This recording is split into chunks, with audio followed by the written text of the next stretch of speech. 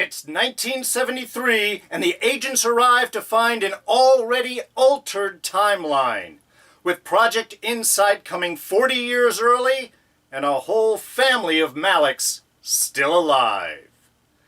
The Chronicoms Strike Back on this week's Agents of S.P.O.I.L.E.R.S, Season 7, Episode 5. A Trout in the Milk.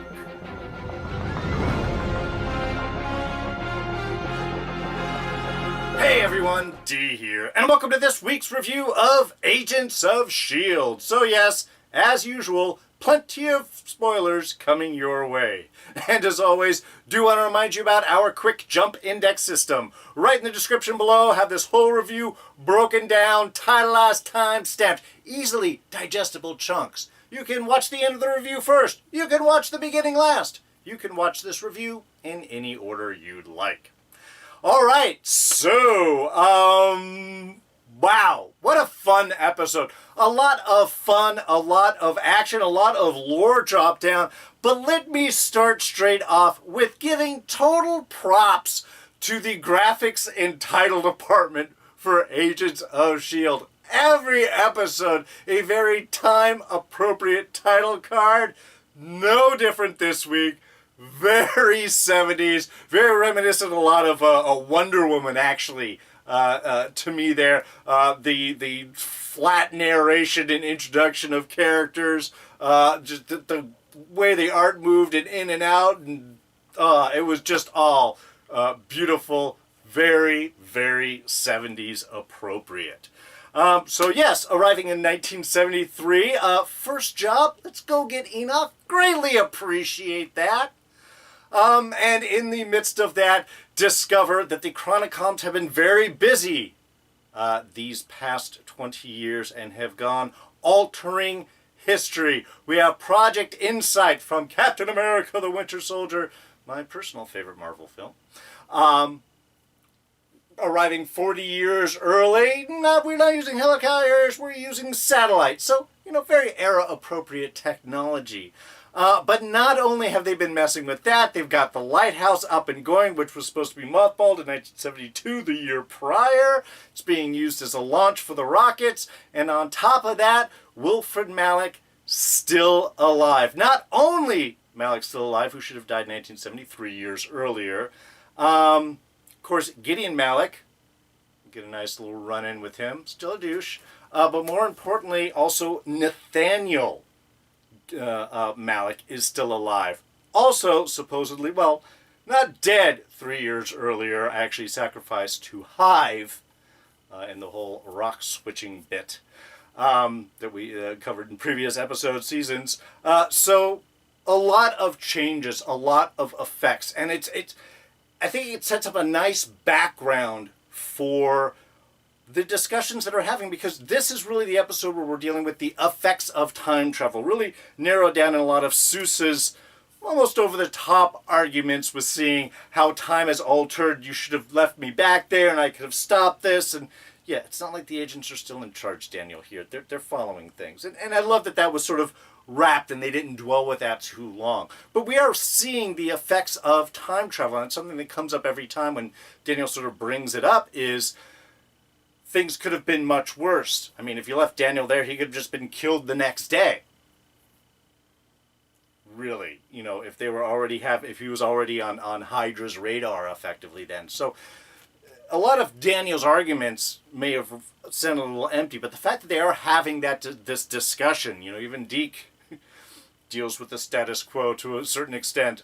This episode really is, I think it's a nice maturation of this time storyline. We've dealt with trying to avoid, what are the rules of time travel, trying to avoid changing things, then what if you do change things but they're within the time, and then you realize that when stuff gets all messed up, the repercussions that we are seeing, the snowball effect within this, I think was beautifully handled, nicely presented, and still in a fun, very 70s, great music, great vibe, great dialogue. Love seeing Patrick Warburton back. Really excited about that. It was just, again, the whole package, how they are doing, the fact that the Chronicoms now knowing that S.P.O.I.L.E.R. can travel through time following them, can now jump forward. If they leave a guy in the past, time doesn't mean anything. They can just do their things and now just jump forward and sort of drag the agents behind them and set them up in these matters. It's really making for a very interesting interplay. And like I said, all in the background of just some beautiful callbacks to classic S.H.I.E.L.D. jumper suits, to musics, to intros. It was just top to bottom, as always been this season, a really good time. All right, well, we've been doing this the past few weeks. Let's just keep it up. We'll start off with our Scene of the Week for this week. And it is quick, it is easy. We've actually talked about it this last week, especially in fans of S.H.I.E.L.D., and that is the appearance, the return of Enoch. Again, a perfect rescue setup there. Of course, things have gone down in the... in our speakeasy. Love Daisy pulling a gun on Nathaniel there. She doesn't mess around. She got no problem wasting Malicks for sure. Sure, Sousa has problems, but it was an effective escape. I love the setup there. Running out all the issues. Again, Daisy getting exposed, which is very important for our later on epilogue scene. But just, they're there, they're on the run, they need to get out. This is the perfect rescue moment. And who pulls up? It's Enoch with the classic Terminator brief phrase, "Come with me if you want to continue to exist." Classic Enoch. And I know, again, we've seen it in the previews. It's simple, it's straight, it's a moment. I mean, it also does take a moment to talk about, you know, the consumer ratings and the, you know, best fuel quality, mileage and its vehicle quality. So, yeah, and I'll get that all out. But it was just, which did drag a little bit. But again, just the show up, the fact that, again, Enoch is the first person they go to pick up now that they are back in New York. Reaching out, sure, for information. But it was just, I loved how this set up. They keep it a mystery, and when he pops up, it's in perfect 70s regalia, spinning car, taking off. I mean, just again, classic 70s cop music, cop action, and just, I was so excited that he's back. So excited. All right, for full disclosure, for those of you not in the know or for some reason have not seen Captain America the Winter Soldier, what is wrong with you? Go see that. My God, it's awesome. Project Insight is, of course, the basis of that movie. That is Hydra's plan with Arnim Zola, or computerized Arnim Zola here, who creates the algorithm to weaponize all of the floating helicarriers that can now have Stark's tech so they can fly around, repulsor engines so they can fly around for long, extended periods of time, kind of basically forever, not have to come down, just have to refuel. So that was the whole basis of that. They'll target up all of Hydra's enemies and wipe them all out with heavy machine gun fire from the helicarriers. So here we are bringing that same idea now 40 years early, which is a great idea. I mean, I'm actually in some ways of two minds. One, because it's sort of rehashing another sort of Marvel idea. I'm like, couldn't they come up with something interesting, something on their own? On the other hand, that not only was Winter Soldier a huge change for the Marvel Universe in many, many levels, it was also that big Season 1 switch in Agents of S.H.I.E.L.D. where Hydra was revealed. So it is very ingrained in the history of the show as well as the MCU. So, and it is a perfect way to show how the Chronicoms have really started to affect history. And like I was mentioning in my little summary a few minutes ago, that was one of the great things that I really like them sort of dealing with is the consequences of time travel. I mean, we have Sousa kind of throwing out a lot of the arguments of, why did you change things? You've only made things worse. I should go back or I should stay here. You know, I can adjust stuff, which is, again, kind of an emotional reach out. Because the reality is which, again, and a beautiful actually run-in with Deke right there when Sousa was kind of throwing it all at Jemma and Deke just steps up.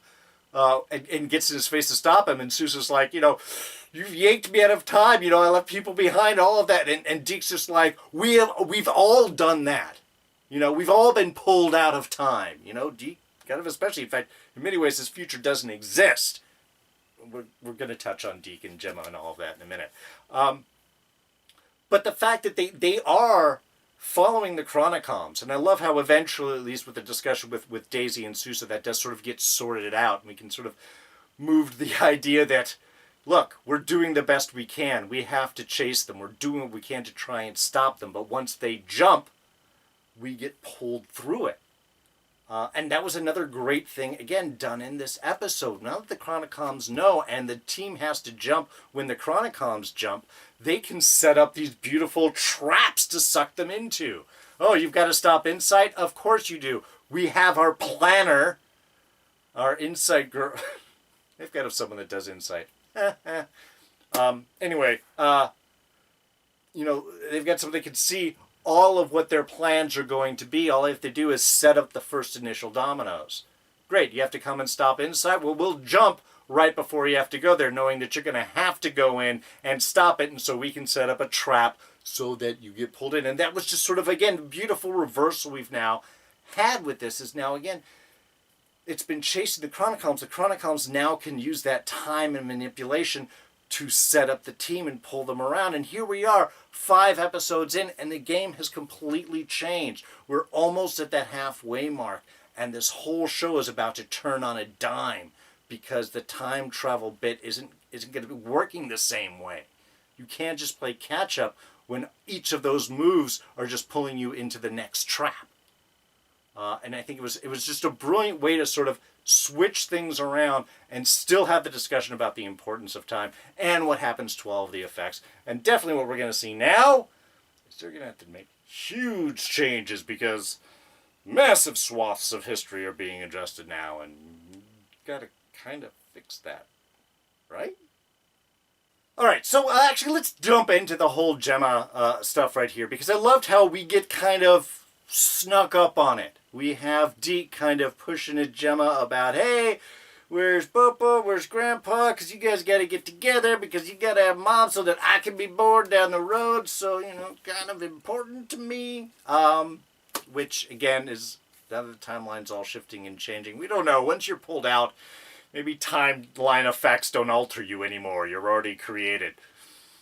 Again, more time theory here, but more of the important is we get more of those questions asked, and we're seeing the effects of time on Jemma in a very interesting way, which is really reburning all of those is Jemma an LMD questions, because when you have a glowing thing in your back here, it kind of shows that things aren't quite right. More to the point, as soon as Enoch shows up, we see Jemma now confused and lost, and I can't remember things, and I am off now that you have been gone, which, again, it's only been a couple of days, so in reality sense, or in her timeline sense. So it's not like Enoch's really been gone for her for a very long time, but her system is already adjusting. So obviously more to the story here. Enoch definitely knows about it. So is Jemma an LMD? Is she a projection, a biological projection of Jemma who is still with Fitz or in some other place? Or, again, we got a lot of questions, but definitely this re-raises is Jemma an LMD, because she's definitely not herself or her normal self for sure now. So yeah, more questions for us all to ask. It's nice to see Phil and May back together. I mean, even kind of starting the episode off with them sort of kind of catching up. And again, the interesting thing with him now is he is not the real person who is trying to feel, and she is the real person who can't feel. It does add for an interesting dialogue and exchange kind of between the two of them, which I really appreciate. And the fact they get to spend kind of a lot of time in with this episode. May, her powers kind of coming into some interesting focus this episode. 1, contact high. She can be drunk just being around drunk people. least until she sort of step away. So at least she doesn't have to deal with the whole hangover bit, which I guess is kind of a plus.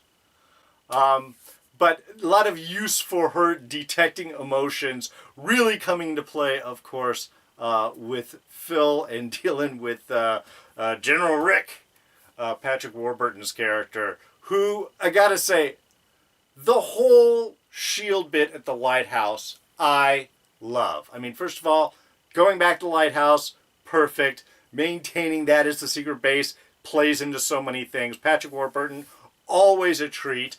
The outfits, classic S.H.I.E.L.D. jumpsuits from way back in the day. Back when Nick Fury was Nick Fury's dad and the cigar-chomping white guy with the one-eye patch as well. Father and son, both eye patches. Very interesting. Yes, both Nick Furies do exist. The white Nick Fury was our current Nick Fury, Samuel L. Jackson's father. Same name. Again, both eye patches. Just not a lot of luck in that family. At least I think in the comics that's how that's all set up. But I loved that. Okay, look. Also, Mac and Yo-Yo back together. Awesome. They go to the lighthouse to check it out. It's basically a date night for them. How else do agents work? Again, love that. And the fact that Yo-Yo turns the whole movie thing that Mac uses was perfect. So, of course, Mac's all, watch out for aliens. If you ever watched a horror movie, I hate robots, because he watches those, and Yo-Yo's able to turn that around. Have you ever seen a James Bond film? Whenever you've got an underground organization all in matching jumpsuits, it's a bad idea. It's just true. But that those jumpsuits get to be the classic S.H.I.E.L.D. outfits and so on, I thought was wonderful. But using Coulson's kind of fanboy-esque that he could get the general over on his side. Oh yeah, there's was it ancient time-traveling aliens? Oh, STTAs. Okay, yeah, synthetic or organic? A little bit of both, you know. Oh, I think I'm getting on his side, but of course, Maze the Empath can feel the general ain't really feeling it, if you know what I mean, and can take him out. So again, a great use of those powers for May, and kind of gets a nice sort of developing storyline. So again, all of those things were awesome. I love the characters together. I love our ships shipping properly. I'm a softie that way, and I thought that they played, again, dynamic-wise, really awesome in the episode. Alright, so the episode climax, of course, is the big reveal of the Chronicom plan, as the team has forcefully been jumped forward to 1976. The day the InSight rockets launch, they have to take it out right now, and they can't use the Zephyr because they'll have their position given away and can be fired upon by said Chronicom. So, an awesome kind of tense moment. And of course, a beautiful reveal that this has all been a setup all along. Freddie Malicks ready to pull out some damning pictures. Actually, I'm assuming that what those pictures are is a picture of, like, Yo-Yo's parents. Can't be Deke's parents, because, again, not born yet. Could be something on the Fitzsimmons side, potentially, but I'm assuming just on Yo-Yo's is, hey, here is your family, we will wipe them out unless you let me go. Why? Because that's exactly what Mac runs into, is that his family is in the jail cells, in the prison cells, underneath, not being rescued by Daisy and Sousa, because, of course, Nathaniel has taken them both out, knowing that someone was going to be breaking into yet ancient computer system. Again, timeline changes, shouldn't have a firewall, but did. Does Daisy know ancient DOS? I guess so. Is it DOS that they're using 72? Yeah, basically, probably. It could be a different system. Anyway, more of the point is, that whole revelation of danger, I think, was, again, a perfect villain turnaround. It is that perfect climax cliffhanger moment. It's all been a trap. You're all captured. We all know exactly where you all are. Even, easy to catch May and Phil.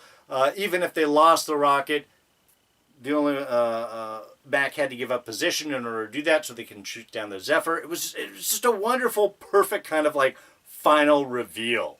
I love that Deke just shot Wilfred, though.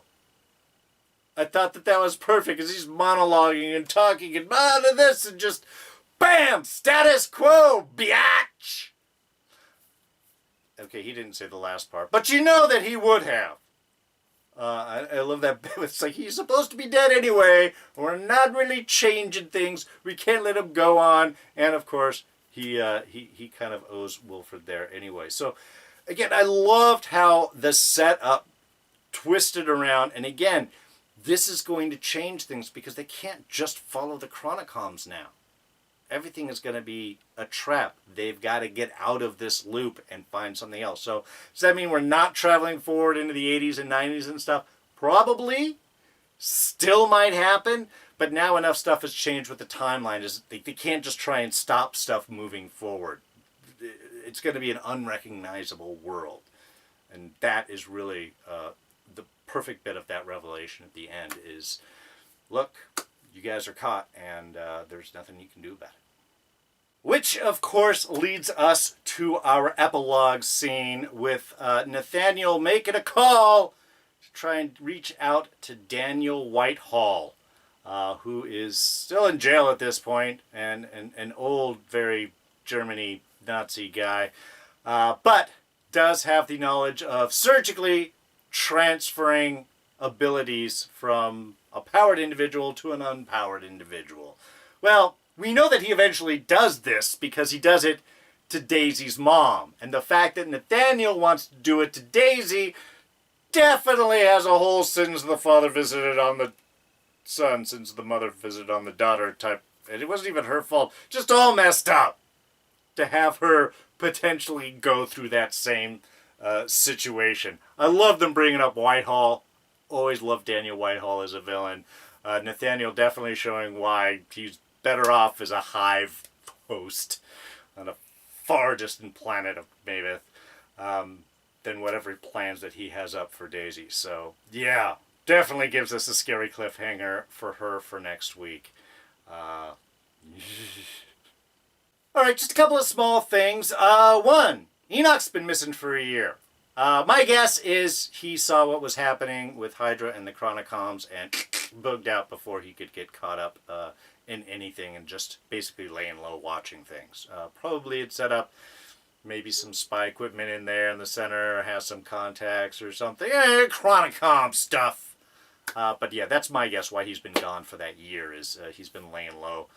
Please, waiting for the team to show up to pick him up. A nice creepy moment with a young Gideon Malick running into Daisy. Obviously, a lot of bad history right there. I don't know how much more we're going to see of Gideon.